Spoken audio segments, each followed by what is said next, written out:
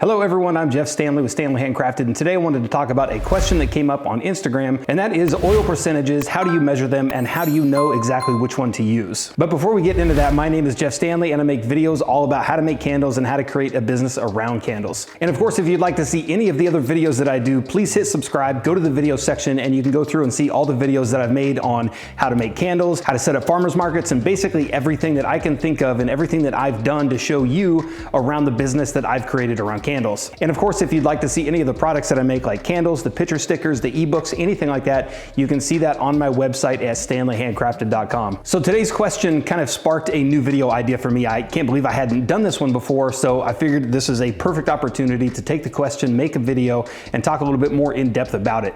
Now, this is a question that comes up a lot in the DIY Facebook group that I run, which you can find a link for in the video description down below. It's a question that comes up, and it's how do you measure the oils? And so Sonia asked, so for the percentage of oil, how do I know, or how is it going to calculate depending on how much I'm using? So I asked her a couple more questions, and basically what she's wanting to know is when you get a particular wax, how do you know that you want to use 8% or 10% or 12%? How do you go about figuring that out, and how do you know what's going to be the best percentage? And this, of course, is going to come down to a lot of personal preference. I responded back and I said that any wax that you go and get, and you can go to any of the websites, and you can go to any of the supplier websites, look at the wax you're going to be using, and you can see a max fragrance load on any of the waxes that you choose. So if you choose 464 or 6006, 4625, it's going to show you the highest amount of oil that you can add to that wax. So let's take something like 464. 464, you can add up to 12% oil in that one. So let's say you had 1 pound of wax and you wanted to add 12% to that. So what you do is you would take the 16 ounces and you would multiply by 12%, which would be 0.12, which is going to be almost 2%. You're going to come out to 1.92 ounces. So with that wax, you can add up to 1.92 ounces of oil inside of 1 pound of wax. And honestly, from here, it's going to come down to a lot more testing. You're going to want to go through, make the candle, add 12%, figure out your wicks that are in that, and then you're going to burn the candle. And then of course, once you pour the candle, sometimes you will see 12% might be a little too much.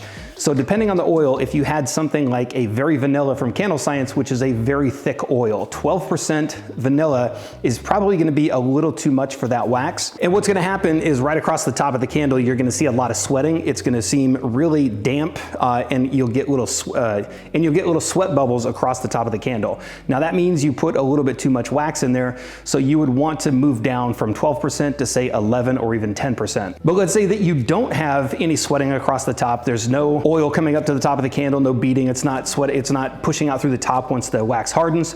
You go ahead and burn that candle. You're going to want to judge how strong the hot throw is. So once you light the candle, let it go for 3-4 hours, maybe a couple days, and you're going to see how well that scent is thrown from the lit candle. And of course, if you don't get much scent from that, you're going to want to go down from that. So you'd go from 12% down to say maybe 10% or even 8%. And the reason you do this is because certain oils will actually throw better the lower that you put in. And also on top of that, certain oils are going to be so much stronger, say like a cinnamon or a patchouli or something like that, to where you could probably add 6 or 7% of a strong oil like that, and it's going to be such a strong scent that you don't need much more than that. And then of course, with certain waxes, certain wicks, of course your different wick and wax combinations, you're going to get a better scent throw depending on the percentage that you throw in. And that's where testing comes in, and that's how you're going to know what percentage to add. So the first couple times that I used 464, I added 12%. I thought that adding as much oil as possible was just going to give a much stronger scent throw, and it turns out that it's not necessarily always the case. So once I poured a candle at 464 with 12% oil, lit it, it really wasn't that strong, so I went down and tried a couple other percentages. I poured them at 8% and I poured them at 10% just to see what they would do. And I actually got much stronger performance and much stronger scent throw from the 10% and even more from the 8%. So when you choose a wax, there's really no set percentage. It really comes down to, like I said, just testing, personal preference,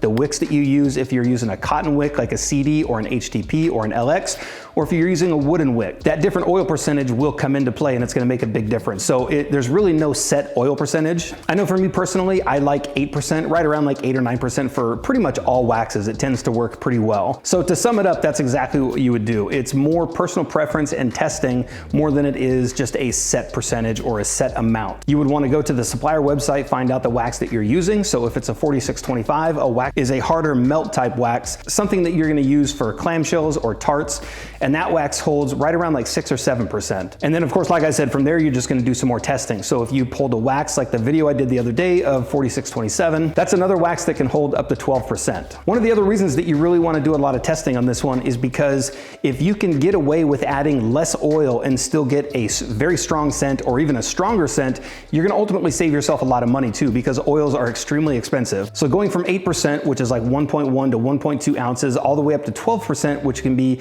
up around 2 ounces, that's almost a full ounce of oil. That's gonna change the overall cost of your candle considerably. And that's pretty much it with this one. A real quick and easy video. It was just one that the question came through. I realized I hadn't done kind of a full video on this one, so I wanted to get out there, make a quick video, and kind of answer it a little bit more in depth. But again, if I did miss something in this video or you'd like more explanation on the oil percentages, waxes, or anything like that, please let me know in the comment section down below, and I'll try to go through, answer those, and update those for a new video. And of course, jump over to the video section, hit subscribe, hit the bell notification if you want to be notified of any new videos coming out, and definitely go through and watch any of the other videos that I've made about oils and waxes. And as always, I've listed all the social media platforms in the video description down below if you want to follow me on any of those: Instagram, Facebook, TikTok, my website, and the phone number if you want to sign up for any of the text alerts as far as like new waxes coming out from different suppliers. With stock being so low everywhere right now, it's kind of nice to get a jump on new jars, wax, or wicks that are just hitting the website, and I try to let everybody know. And that phone number is 253-303-7968. And of course, if you liked the video, give it a thumbs up, and thank you for watching.